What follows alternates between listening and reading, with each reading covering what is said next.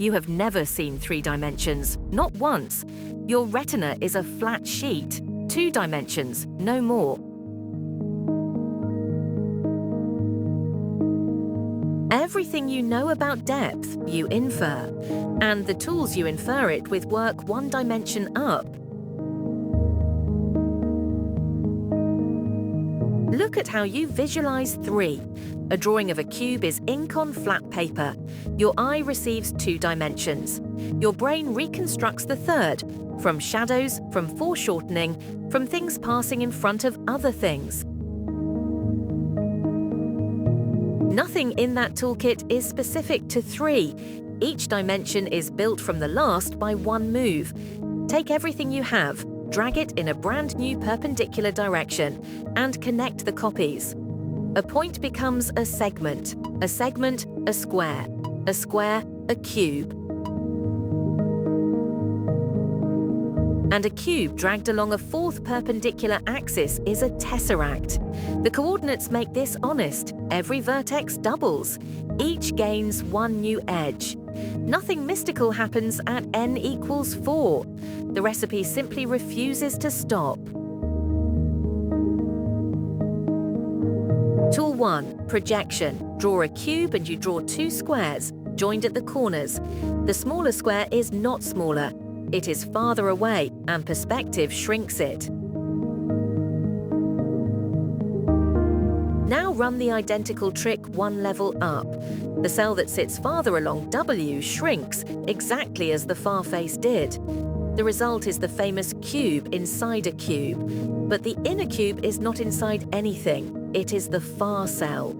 Everything violet is simply farther along an axis you cannot turn toward. Tool 2, rotation. Rotation about an axis is a 3-dimensional accident. What rotation really does is pick a plane and turn everything in it.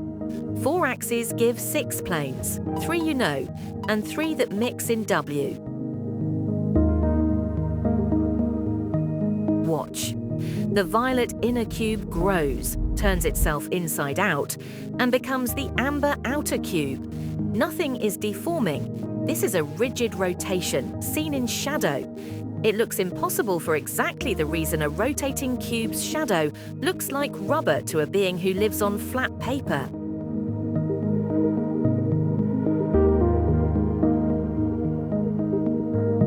Tool 3, slicing. In Flatland, a sphere greets a 2-dimensional square by passing through his world. The square sees a point, swelling into a circle, then shrinking away to nothing. He never sees the sphere. He sees a film of cross-sections, 1 slice per moment. We would meet a 4-dimensional visitor the same way. A hypersphere arrives as a sphere that inflates and deflates. A tesseract, tilted corner first, is stranger. Its cross-sections run through polyhedra you would never guess were hiding in a box.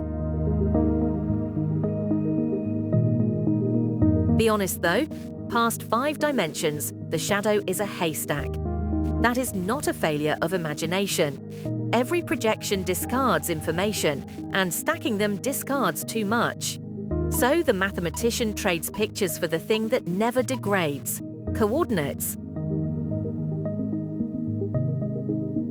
An n-cube sides stay at 2, while its long diagonal grows as the square root of n. High-dimensional cubes are almost all corner. Facts like these are why high dimensions are strange, and why coordinates are how you reason about them without ever needing to look. A dataset with 1,000 measurements per sample lives in 1,000 dimensions. And the people who work there do exactly what you have just done. Project it down, rotate it, slice it, and trust the coordinates when the pictures give out. The 4th dimension is not a place you visit. It is a direction you learn to point.